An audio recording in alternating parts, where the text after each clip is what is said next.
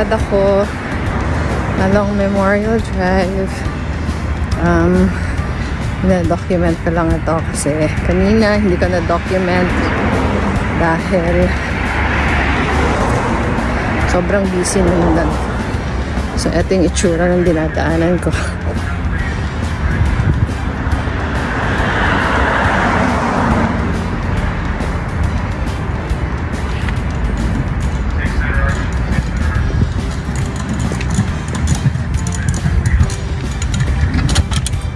Maganda yung panahon, malamig pero masarap.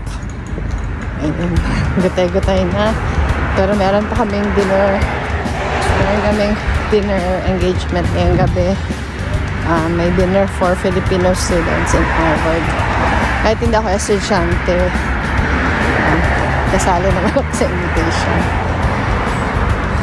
So, it has been a very productive first day.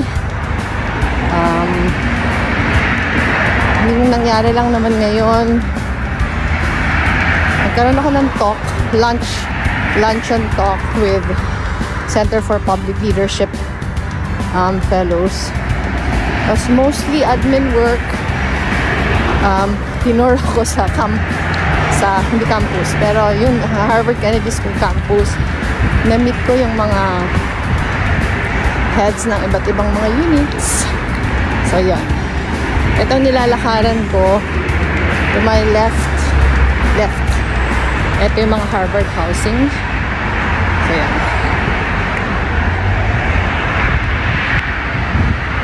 Siyempre, yung right, yung Memorial Drive. So, making the most out of the good weather. Pag winter na, mahirap na itong gawin.